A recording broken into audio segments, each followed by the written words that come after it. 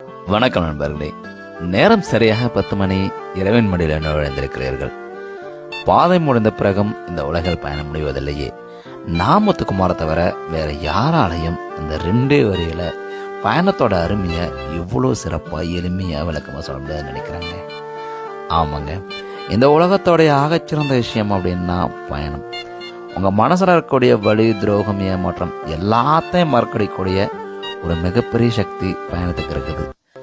உங்களுக்கு பிடிச்ச இடத்துக்கு போங்க, பிடிச்ச மனிதர்களை பாருங்க, பிடிச்சதை கொண்டாடுங்க. ஏன்னா இந்த வாழ்க்கையோட ஆகச்சிறந்த விஷயமே பயணம். நீங்க இது எல்லாத்தையும் தாண்டி இந்த உலகத்துல நீங்க வாழ வந்திருக்கீங்க அப்படிங்கிறத முதல்ல மனசுல வச்சுக்கோங்க.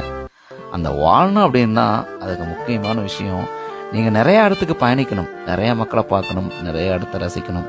இது எல்லாத்தையும் தாண்டி உங்க வாழ்க்கையை கொண்டாடணும் அப்படின்னா அந்த கொண்டாடக்கூடிய ஒரு மிகப்பெரிய விஷயம் அப்படின்னு பார்த்தீங்க அப்படின்னா பயணம் தாங்க. ஆமாங்க, நான் எப்பவும் சொல்றதான், ஒரு பயணம் போங்க, அந்த பயணம் எல்லாத்தையும் மாற்றும். உங்களுடைய மனசுல கழுவடைய வலி, துரோகம், ஏமாற்றம் எல்லாத்தையும் மாற்றும். இந்த விஷயம் உங்களுக்கு ரொம்ப ரொம்ப பிடிச்சிருக்குன்னு நினைக்கிறேன். மறக்காம ஃபாலோ பண்ணி ஆதரவு கொடுங்க. மீண்டும் நாளை இதே நேரம் இதே இரவில் சந்திப்போம். நன்றி.